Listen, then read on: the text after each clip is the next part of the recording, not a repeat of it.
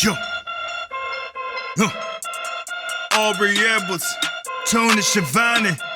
We bout to party.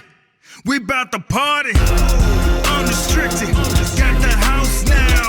We gon' turn it up. Hey everyone, and welcome to AEW Unrestricted. It is Thursday morning, and we are very excited to be here. Me, Aubrey Edwards, and my guest co-host, Will Washington. How are you doing, buddy? I am doing great. I'm excited. I'm excited for this specific episode, and Yes. I'll get into why shortly, but I'm really excited for this episode. Yes. I want to say first off, one, welcome Mike Bennett to the podcast. Lots of history here, and I'm so excited to go into it. Two, I appreciate you also sitting in the same chair that Maria sat in, because now I just see it as like, this is the kingdom's throne. Like, this is what you guys sit in, and I appreciate the consistency to the gimmick. This is actually our bedroom. I'm actually technically not even on a throne. I'm sitting on our bed because it is the quietest room in the house. We can shut the door. And so we've just kind of designated this the podcast interview, get crap done room. So this is here we go. I feel you, and I respect it. I can't even imagine with two kids, like, trying to find space where it's quiet. Like, I commend you, man. Yeah. I'm one of those people where it's like, my husband has meetings at 10 a.m., so I have to record all my meetings before then, because we have like a tiny little condo. It's like, if you don't want to hear all the cool stuff that they're happening on, like, Meow Match, some random video game on the App Store, it's like, okay, anyway, this is a podcast. This is about me. Will, you kick us off. Let's get on topic. So, Mike, first off, I have to say, for those who have followed me long enough, this is the, I want to say, fourth podcast. I did a count last time. I was like, it was the third. This is the fourth podcast that technically you and I have done together, because going back, of course, I guess pulling back the curtain a little bit, I've known this man 10 years now, to the point of where I was invited to you guys' wedding. Like, I've known you a very, very long time. And 10 years ago, I produced a podcast for you, Mike and Maria in Wonderland. And then I did non-essential wrestlers for you guys. That was just during the pandemic. That was just like 3 years ago. And then plus various times I talked to you. So it's funny that it's all come full circle, and now we're workers now. Really cool. That's something I've actually like really been looking forward to. Like, of all the things in coming into AEW, it was like, hey, I get to work with Mike Bennett now, somebody I've known a really, really long time. So I'm just gonna hang back and let you guys do this. Yeah. Like a buddy cop movie here. Yes.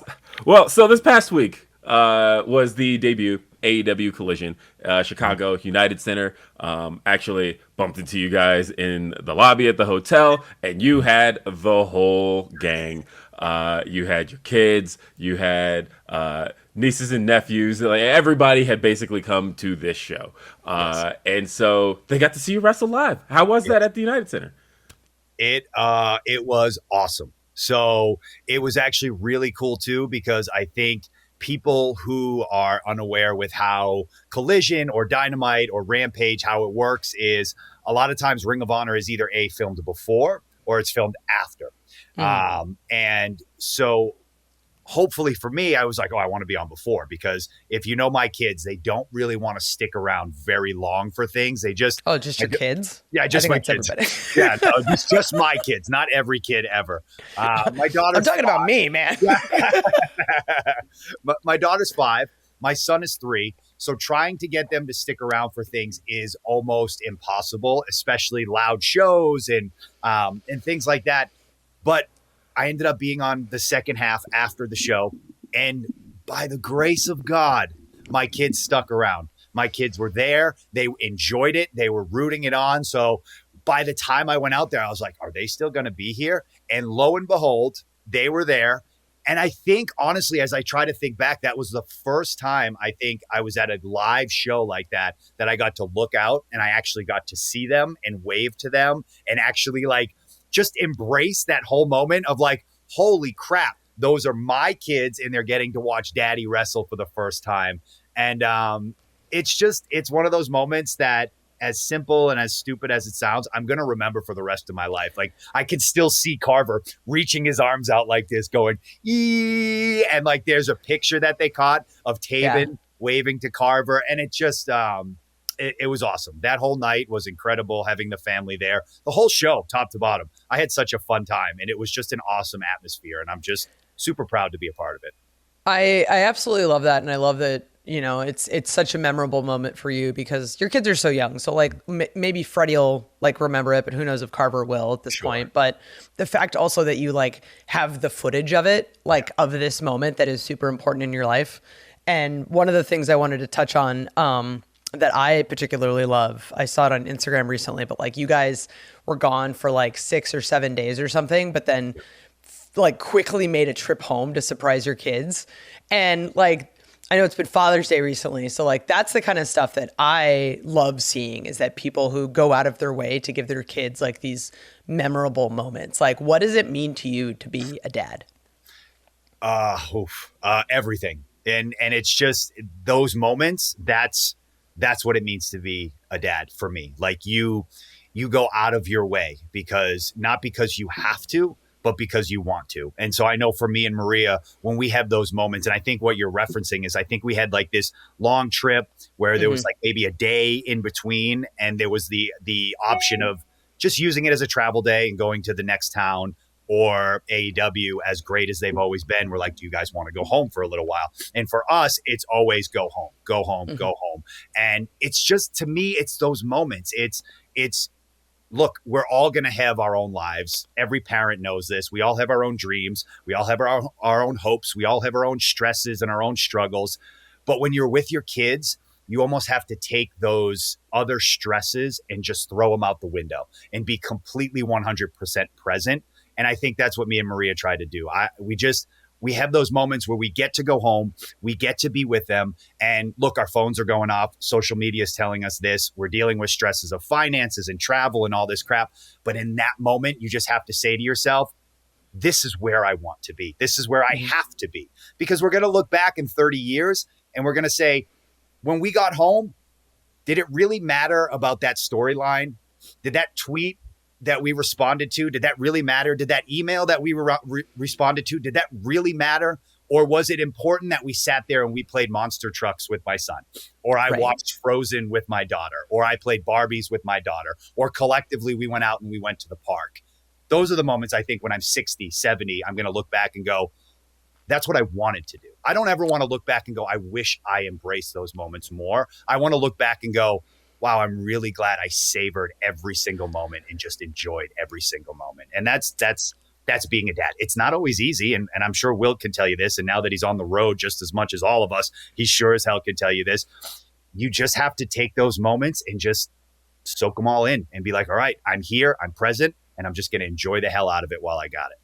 Yeah. Oh, absolutely. As soon as this podcast is over, I'm taking my kids to a museum. I absolutely get that, because it's those moments where it means so much more when you're away, right? Because your kids don't quite understand why, even if it's just for that one day that mommy and daddy are gone, and in that moment they're so happy to see you. They're so happy to see you walk back through that door, and like seeing you guys interact was already such a special thing. Seeing that in Chicago, that was actually the first time I had to see you guys with the kids. Cool. And so yeah, I fully understand that being on the road, and I'm still trying to get used to it. I almost want to like pick your brain one of these days, just in a private conversation about how you manage those moments where they just have to ask you like, well, why do you have to go again? Like, it's so tough. But one of the things I appreciate about AEW is the flexibility and the ability to still have those moments with your kids, where a lot of places, especially with you and with the history that you've had, you wouldn't have necessarily had that. Yeah. And just a quick side note, you don't ever get used to it. You keep, I had this mindset, and I think it was Shane Helms who told me this, is you don't ever get used to it, because I was like, you know what, this is tough when they're young because they're new. And I'm like, I just want to be around them so much. And as soon as they get older and they understand more because they can comprehend stuff, then it'll get a little bit easier. But what you realize is as they get older and they comprehend stuff, they can now be like, well, why are you leaving? I don't understand it. And you can now have conversations with them. So before, where they're just kind of like, a new baby comes out and they're just kind of there, they eat, they poop, and they're just there, and they cry, and you're like, okay, you don't really have to explain things to them. My daughter now is 5, and so she now she can tell when the bags start getting packed, when she sees the laundry starts getting done. It's like, oh, are you guys leaving? Oh, like you can just feel it, and she can sense it, and it's just this mood shift. But I think the one cool thing that we've kind of done is she's now helping Carver cope with the fact that we're leaving. And so we've had moments where Carver would get upset, and we've watched as Freddie would go over and put her arm around him and just be like, Carver, it's okay. They're going to be back in 2 sleeps. And my heart just melts when that happens. And I'm just like, okay, I feel like I've done something right. But Will, you never get used to it. It's a constant. You just hope you're doing the right thing. You hope you're giving them the skills that they need. You hope everything is worth it and it pays off. And that's all you can do. Some of the best advice I ever got, believe it or not, it was by Triple H. And he told me, he said, your parents didn't have a clue what they were doing, just like you don't have a clue what you're doing. And I just remember being like, wow, that actually really helps, because I look at my parents as like these elders that know everything, and they're brilliant and they're geniuses, and they guided me through life. And when I was there and I was a baby, they just knew because they're brilliant. And then I sit back and I go, no, they didn't have a clue either. They were just doing the best they could with what they had. Now, they didn't travel as much, but looking at it as someone who feels like he has no clue what he's doing, knowing that the people I respect the most and I looked up to the most as my parents are, that helped. That helped a tremendous amount. But the part I love the most is AEW is the best with letting us go. We had dance recitals. All we do is send them and say, hey, we have a dance recital. And they go, have fun. And just that little bit of relief, knowing like, okay, they understand what's important in life. And I don't have to explain it to them. I don't have to feel like I have to explain it to them. I can just be. I can just tell them, hey, this is what's going on. And they go, yep, family first. We get it. And that has helped out immensely.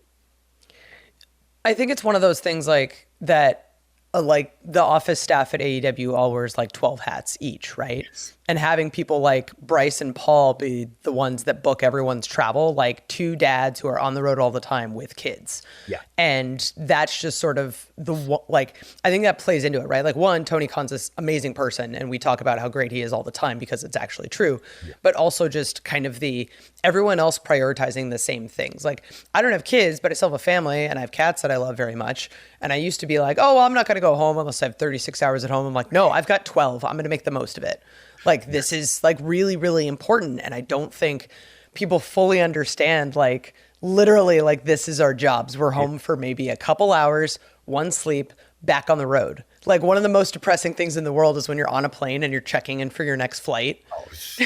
When you land at a show and you're there like, are you ready to check in? And I'm like, oh my God, yeah, I guess I'm ready to check in. I don't want to be, but yeah, I'll check in. It's it's what I think is real. What I feel is cool about AEW is I feel like we're setting the trend for what wrestling is going to be in the next generation. 100%. Like, look, everyone in the 70s and the 80s, that was in the 90s, that was the lifestyle. I get it, but they didn't know any better. And they were just going through what they thought they were supposed to do. They were being the dads they were based on how they thought they were supposed to do it. And now we realized that wasn't maybe the best way to do it. Maybe giving all your attention to the road and giving all your attention to work and giving all your attention to your job, maybe that's not the best way to do it. And I'm not saying they're bad people. I'm not saying they're wrong. I'm saying they didn't know. And now we know. And I think the cool thing is, as opposed to just saying, well, this is the way we always did it, so we can't change. We have to do it this way because that's Wrestling 101 and that's what we need to do. AEW is looking at it and going, okay, we learned. We know the effect that the dads and the moms not being around have on kids. So if we can be the company that says, hey, you guys are going to be on the road, but when you need the time, take the time. I think that's important. And I think it's important to tell the younger generation that it's not going to be like it was as you're getting older. If you want to start a family, you can start a family. Hell, I can't speak to this, but my wife can. If you're a female, it's gotta be incredibly relieving to know, hey, if you decide that you want to start a family, your career is not gonna be over. There will be a spot for you when you come back. Go have your child, and then guess what? You're talented enough that we're not just gonna sit there and be like, oh, you're a mom now, see you later. No, we're gonna say, we want your talent back. And we want your talent back based on how you want to do it, because guess what?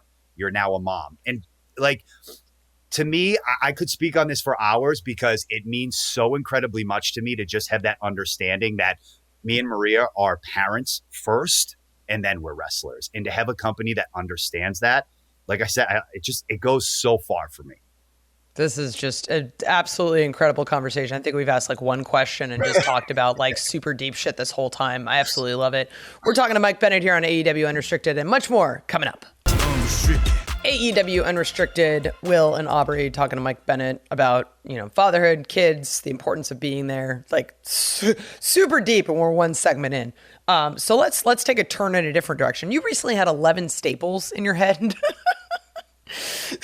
Yes. Complete tangent. But like, that's crazy. Like and I think their caption was "successful day at the office." Yes.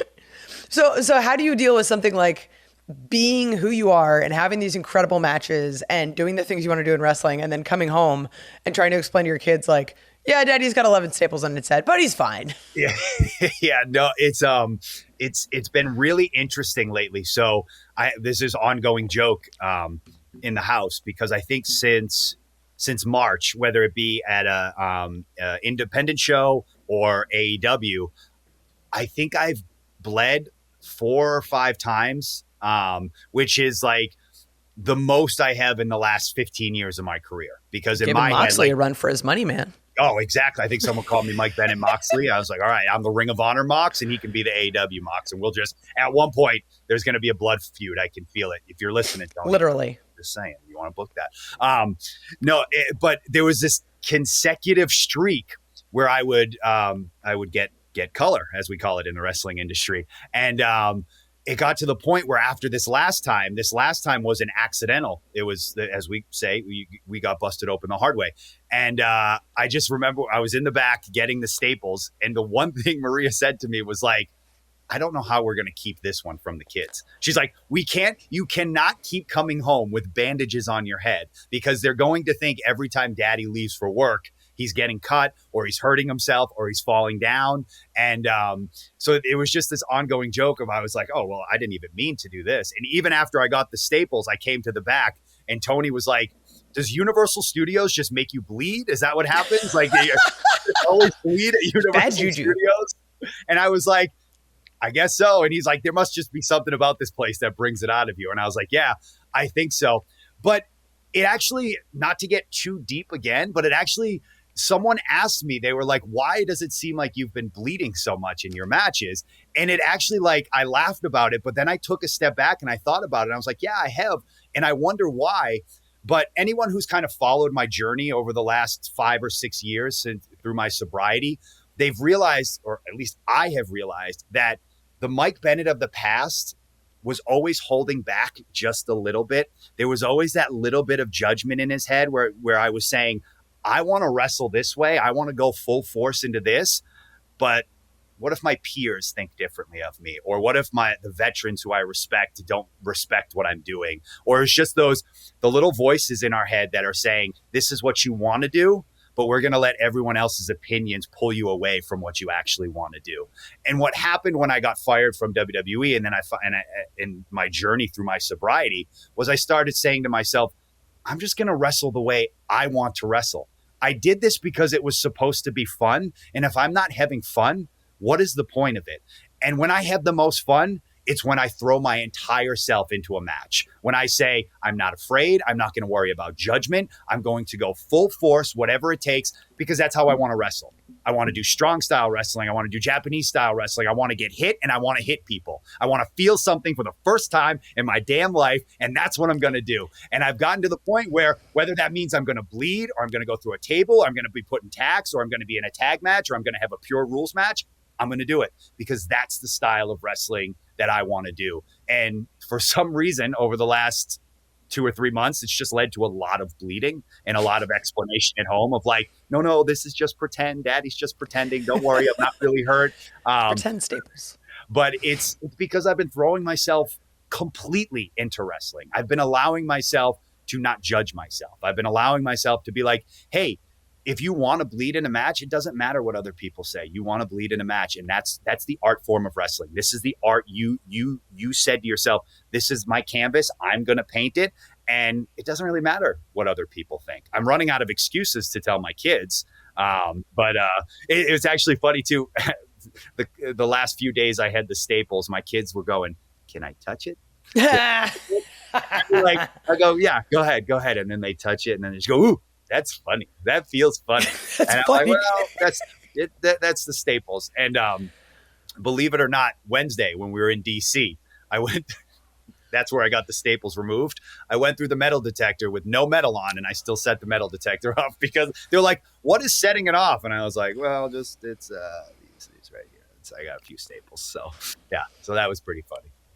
Oh, that's great. And it's great seeing your evolution into being the performer that it's very clear that isn't holding back. That like the first time I saw Boston Strong style Mike Bennett in action, I was like, that guy looks like he is having the time of his life in the ring. That guy looks like it's almost just like this emancipation of who Mike Bennett actually is.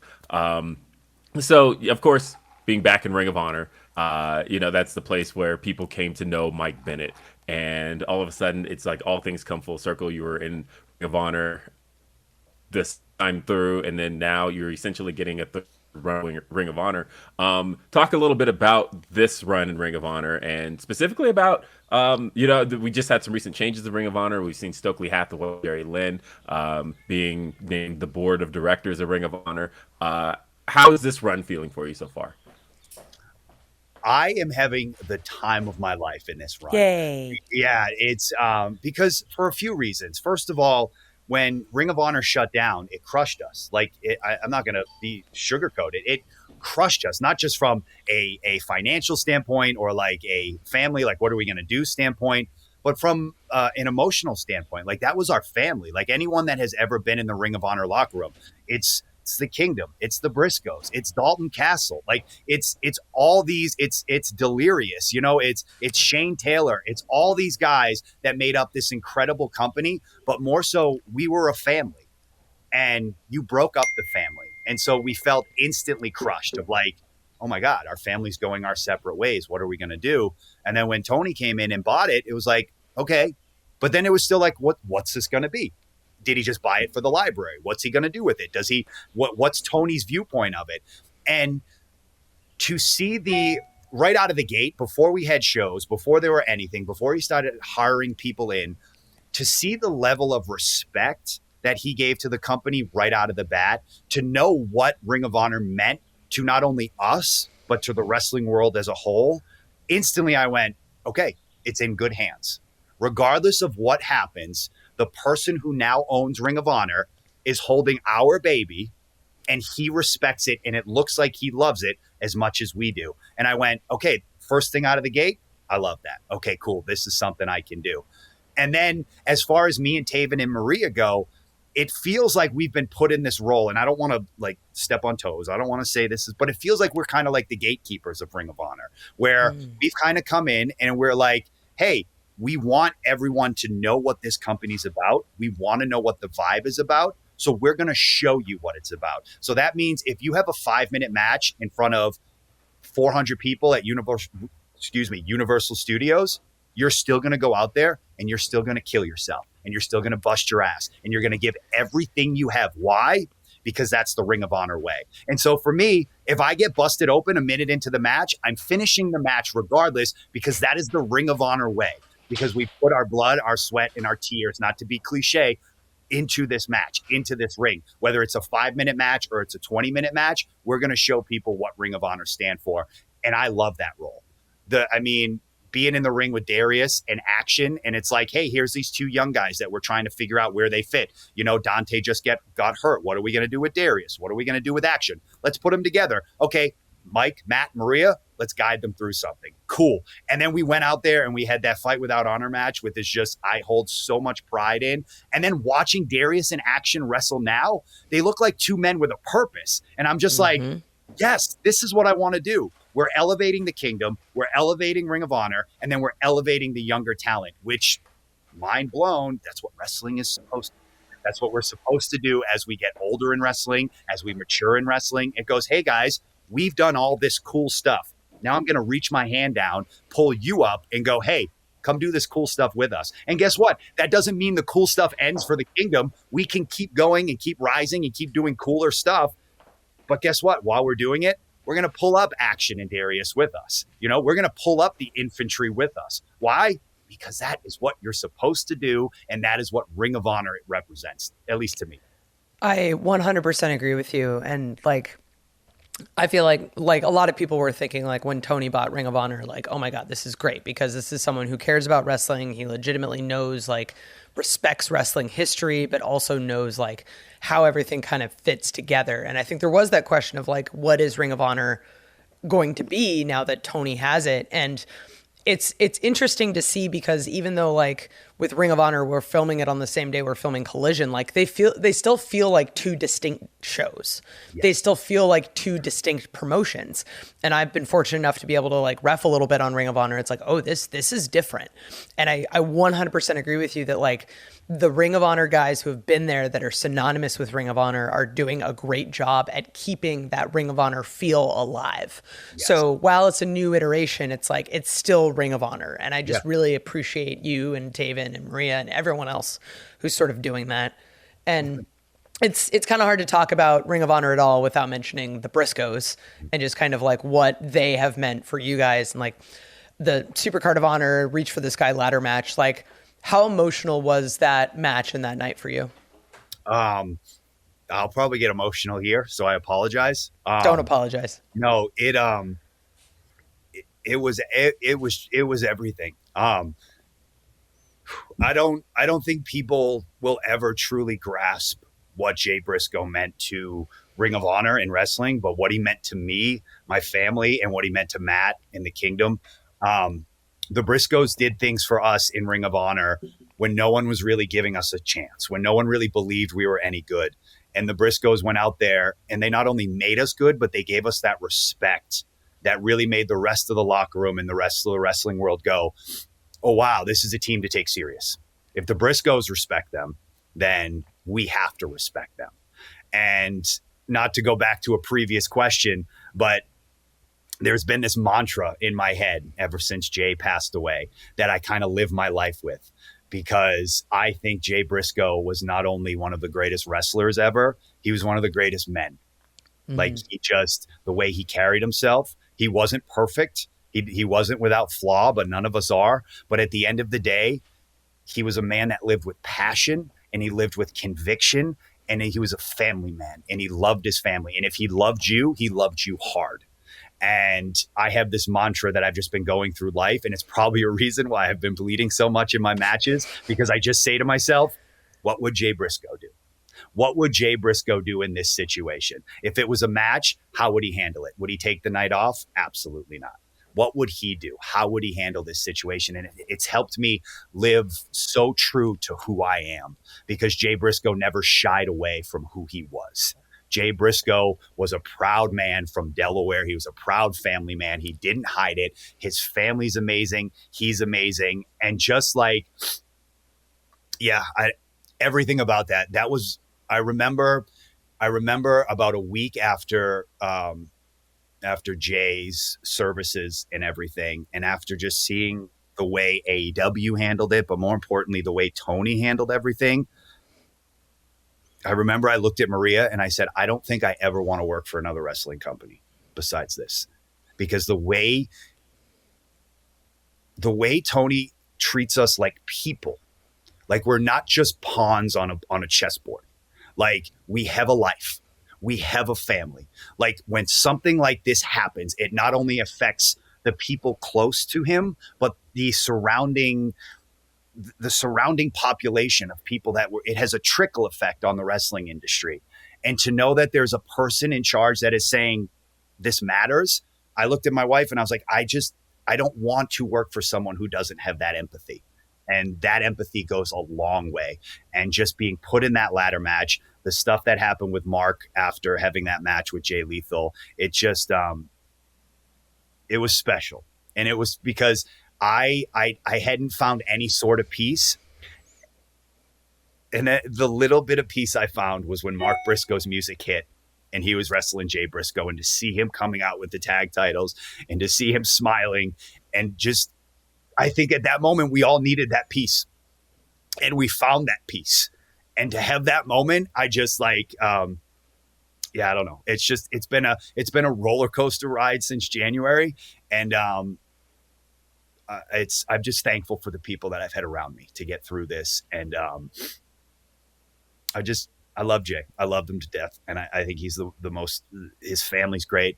I love seeing Papa Briscoe. I could ramble on about the Briscoes all day, but as you can see, I think so incredibly highly of them and their family and Mark and just everybody. So it's been special, and it's been hard, but I'm so proud that I work for a company like Ring of Honor and AEW in a situation like this. I was not expecting to cry on this podcast. I mean, either.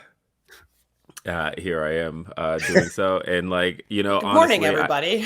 Wake up. welcome to crying.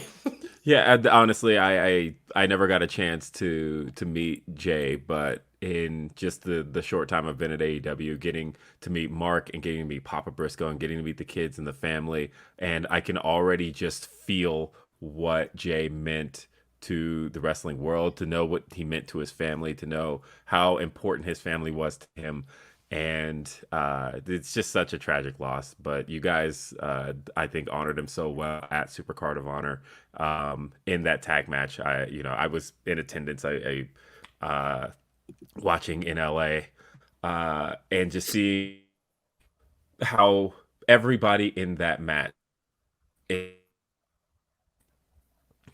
was truly a moment to honor Jay Briscoe. And you guys had history going all the way back to 2008 to Ring of Honor. What kind of effect did he have on you when you first entered that locker room? He was terrifying. Oh my God, yes. In the coolest way possible. Because me and Taven always call it like the Jay Briscoe eyes. He gets the Jay Briscoe eyes, and you're like, oh, stuff's about to go down now. But it's funny, the further my career progressed in Ring of Honor, I watched like the transformation of Jay Briscoe just become like tag team wrestler. And then he, Delirious was the first one that put the world title on him. And I remember when he put the world title on him, I was like, oh yeah, that's a great idea. Like, yes, absolutely. And then just after that, it was just Jay Briscoe. He was the man. He was the leader of the locker room, whether he was in the tag team division or he was the world champion. And,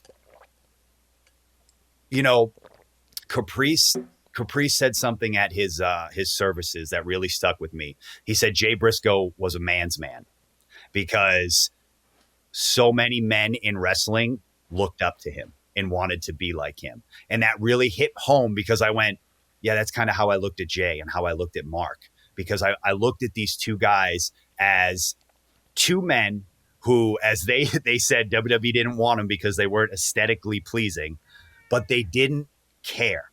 They were two chicken farmers from Delaware, and they didn't care. They embraced it. They were the Briscoe brothers. Mark had his teeth knocked out, and he didn't care because he's Mark Briscoe, and that's just what you do. Jay Briscoe carried himself in a certain way because that's Jay Briscoe. And I remember thinking to myself, here's a guy that if you didn't know him, you wouldn't understand what kind of a kind, compassionate, wonderful human being he was.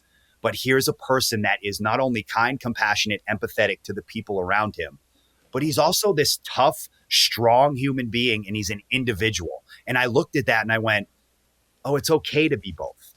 You can be kind, compassionate, and empathetic to people, but you can also be a tough badass, and you can also stand your ground, and you can also say, this is the man that I'm going to be. It's okay to say, I'm this man, and this is my family. And when I'm a family man, I'm a family man. But when I'm a wrestler, I'm a wrestler. And Jay really showed to me that it's okay to be that way. You know, he showed it's okay to be vulnerable. Believe it or not, these are the lessons that I pulled out of him.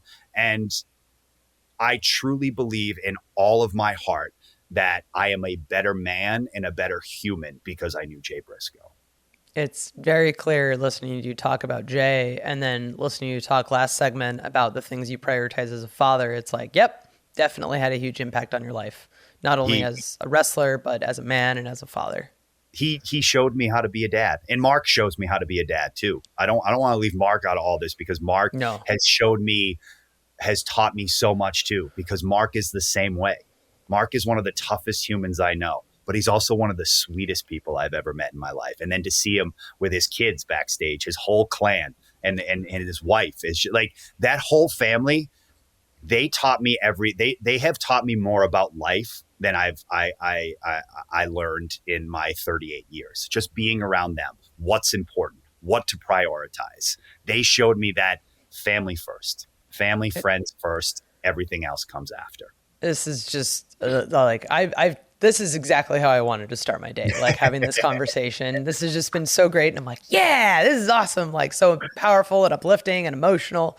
So great. We're talking to Mike Bennett here on AEW Unrestricted. Coming up, a few more questions, and then we'll also hear from our fans. AEW Unrestricted, Will and Aubrey talking to Mike. This has been an emotional, funny, uplifting, like, I could just spend the rest of this podcast listening adjectives for how well this has felt this morning. So I just appreciate you so much.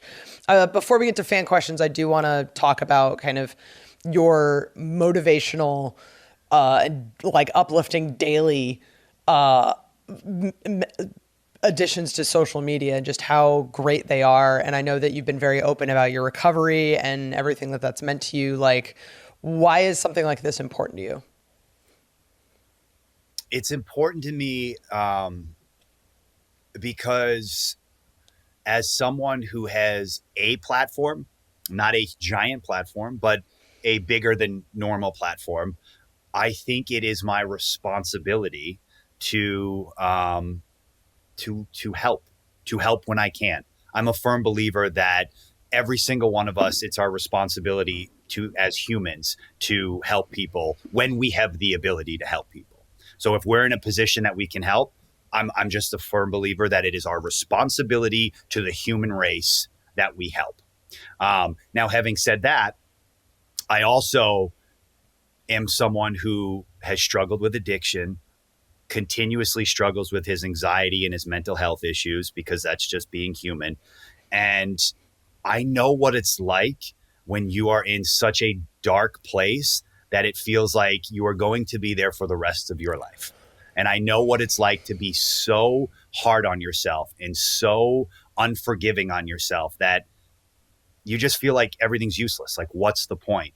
And I want people to know that that is okay. I want people to know that we all go through that.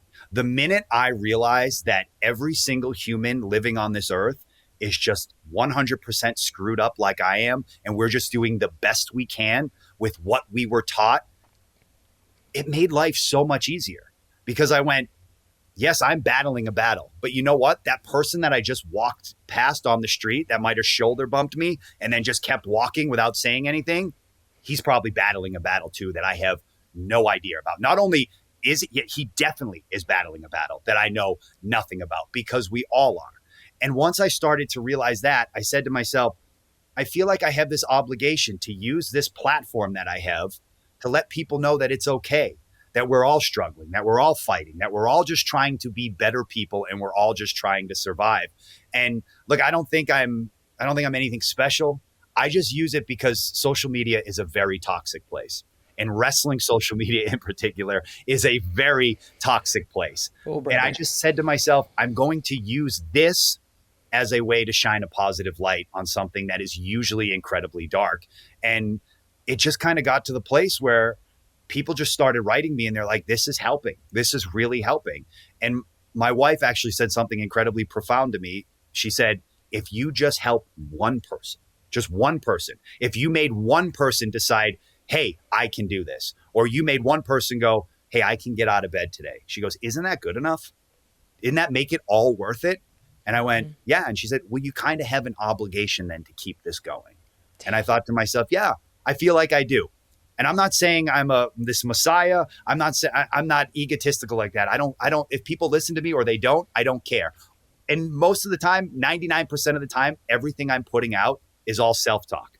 It's me telling myself that, hey, this too shall pass. This dark moment won't last forever. Or, hey, Mike, the fact that you didn't like that match you had, what did you learn from that? As opposed to saying, I hated that match, or I didn't like it, or I feel like a failure. Just say to yourself, yeah, but what did you learn? What is this teaching you? And what can you do to improve on it? And just saying these things over and over to myself, I write them down. And then I say, well, they help me. I'm just going to put them out there. And maybe it'll help someone else. I don't want to preach. I don't want to tell people what to do because I'm still learning myself. I might say one thing and then next week I learn and go, oh, okay, I was completely wrong. But I'm okay with being completely wrong because I'm going to grow and I'm going to learn from it. That's why I don't preach. I don't tell people this is how you have to do it. I tell people this is what I'm doing. And guess what? I'm probably going to be wrong. And then I'll learn and I'll grow and I'll tell you, guess what? I was wrong. And now this is the way I want to do it. And just, I want people to see my journey, grow with me on my journey. Because if I can show them that as a wrestler that's on TV, it's okay to admit your mistakes. It's okay to admit your faults because we're all growing and we're all learning. Then maybe it's okay for you to do it too. And if I just project that to the world and just show them that I'm going to be vulnerable and I'm going to do it in front of you guys, maybe it gives them that little bit of confidence to be like, well, if Mike can do it in front of all of us, well, I can do it. And it just takes that one step. And there's so many things that I've learned on my journey that I just want people to know. I just want to share that knowledge. I want to spread the wealth. I learned so much. I've traveled the world since I was 15. And I've seen so many incredible people. I've got to wrestle in Saudi Arabia and Tokyo and Germany. And I'm sitting there going, what kind of life is this? But more importantly, what was the point of all this if I don't use it now to give back? If I don't take all this knowledge that I have and all these things that I've learned from all these incredible people, and if I don't use it to give back, what was the point? You know?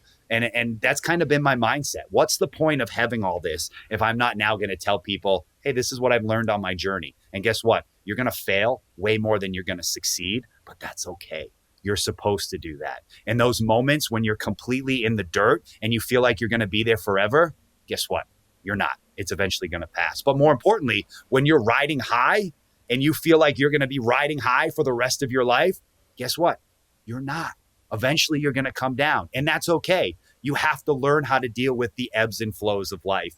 And if I can somehow project that message to somebody else and let them know that this is normal, this is okay, I feel like I did my job. Just like my wife said, if I can help one person, I feel like I did something good. I feel like you probably, even in this moment, like legit, just hearing all of that. And this is how it usually goes when I come across like Mike Bennett stuff on my feed, where it'll remind me of something I experienced recently. And I go, yeah, he's right. That's exactly how I should have seen that. And I think that's a really good thing. That's exactly, I think, knowing you, why you want to put that out there. It's almost like, what would I have wanted to hear? I think it's a really great thing. Yeah, I was literally, I just recently, I had a not great day at work, but just thinking about what you just said literally just made me think about, well, you know, I've had a whole bunch of great days, but eventually I was going to not have a great day, and this reminded me of how to bounce back. Like, it literally, I just took that advisement away. So I'm hoping anybody listening to this podcast right now got a little bit more. This is almost a little bit extra Mike Bennett in the type of inspiration that you give to people. And I love that. It's always been such a great thing. But Will, like, not to cut you off real quick, but I feel like, you know, when you know it, that's when it makes it easier. So many times it's just the drop off. Like, oh, I've had so many great days at work, and then it drops off. And our instant reaction is always to be like, well, crap, maybe this place isn't what I thought it was going to be. Maybe life does suck, because we're on that steep drop off. But if you're willing to say to yourself, oh no, this is just life. Like, it's not always going to be sunshine and roses. It's going to be great. Then it's going to suck. Then it's going to be great. Then it's going to suck a lot. Then it might get a little bit better. Then it's going to suck a real lot. And then it gets really awesome. If you have that wherewithal to tell yourself that, you're not going to all of a sudden make these rash emotional decisions of like, well, I had a really bad day at work. That must mean it really sucks to work at AEW. No, that just means today, for all the instances, all the dynamics that went into it, really sucked, you know? And I think that's what I want people to know. Just knowing that, just having the information present in front of them. Yeah, I love that. We did get, we put it out there to the AEW Unrestricted audience as far as wanting to ask Bennett questions, and we got a ton in. And just to start off, at Susanna wants to know, do you and Matt Taven still quote Ghostbusters to each other in the ring? Not only do we quote Ghostbusters to each other in the ring, we quote Ghostbusters to each other in the back. We quote Ghostbusters to each other through text message. It's this ongoing joke with Maria where she says, you guys just bounce random movie line quotes off each other, because me and Matt are the same age. So we grew up and we have the same sense of humor. So we grew up watching the same types of movies, the same comedy movies. We like all the same comedic actors. So all we do is bounce these lines off of each other. And having been 85 babies, we grew up on Ghostbusters. And so to us, Ghostbusters is the greatest movie of all time. And that's why we literally call our finish the Proton Pack. And to the time right before we hit it, Taven yells out some sort of Ghostbuster line, either aim for the flat top or don't cross the streams or something before we do it. We always hit some sort of Ghostbuster line. Believe it or not, I don't know if I've ever told this story, but when I left Ring of Honor the first time to go to Impact, right before my very last match, I went out there and I looked at Taven and I said to him, it's been a pleasure working with you, Dr. Vankman, because that's what they say at the very end of Ghostbusters before they go and cross the streams. And it just was, we're Ghostbuster marks through and through. Do you remember when that first started? No, because for as long as I've known Taven, we've just been like, Will, you'll pick up on this being around backstage, and I'm sure Aubrey, you've seen, like, we're just two giant goofballs who just try to make each other laugh the entire time. Like, that's the goal. That's why we are best friends. And so the way I met Taven was I was helping train at a school in Massachusetts. And he was like, I actually helped train Taven. So I've known him his entire career. And just the first time we met, the way we started talking, it was like, did we just become best friends type situation? Because it was instant. And from that point on, we've just been quoting Ghostbusters. We'll say the most random crap in our match. You'll see. It's literally every single time just to pop us, or it's to get Maria to roll her eyes. Like, what is wrong? So that's always the goal. I love it. I think we have time for one more question and kind of talking about tag team stuff a little bit there. Question from LKW Artworks. What do you find fun about singles and pure rules matches that you might not be able to do during tag matches?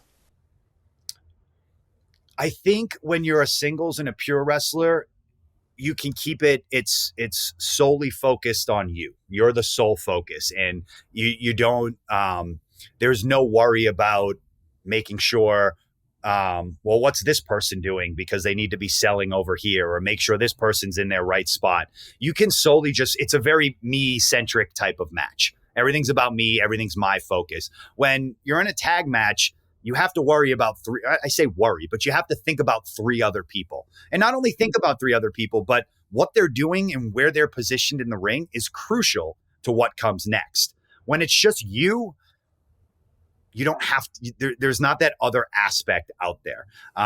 For me, I love doing both because I love the art form and what goes into trying to figure out where all 4 guys are going to be, or all 6 guys, or all 8 guys. Like, I love that mindset, and I love the chaos of tag matches. And I think there's an element there that you can't get at any other type of match.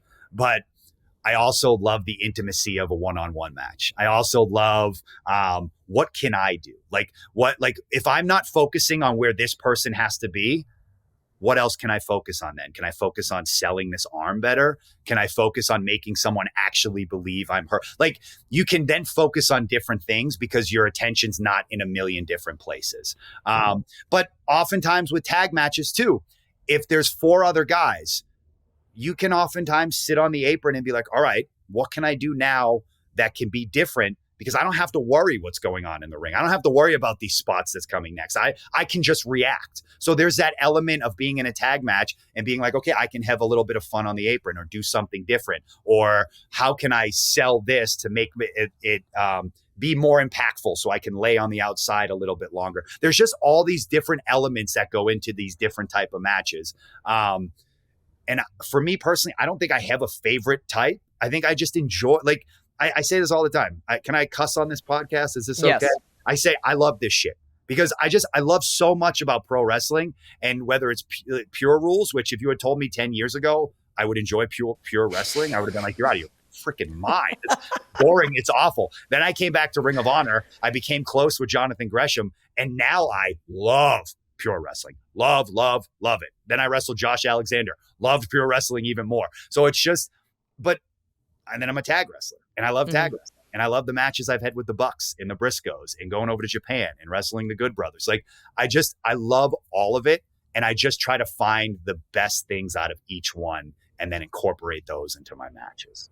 This has been an absolutely wonderful conversation, and I can't thank you enough for being here today, Mike. This is like, I wish I'd done this. I wish I'd timed this conversation when I was having a bad day, because now I'm having the best day.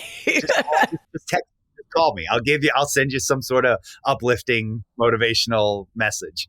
There you go. And as a reminder, if you're not already following Mike on social, you can catch him on Twitter, Real Mike Bennett, and then on Instagram, The Real Michael Bennett. It is worth your time to follow this man, because the amount of emotional, uplifting stuff, it will heavily affect your day in the absolute best way. So thank you so much for being here today. You can follow this podcast on Apple Podcasts, Spotify, wherever you get your podcast. New episodes every Thursday. You can watch the video on the YouTube channel. Just search AEW Unrestricted. Hit like, subscribe, so you get all the fun notifications and stuff. Dynamite, Wednesdays. Rampage, Fridays. Ring of Honor on Honor Club every Thursday. And Collision, oh my God, now every Saturday. We're all over the place. I am Aubrey Edwards, along with my guest co-host, the wonderful Will Washington. Thank you so much for listening to AEW Unrestricted.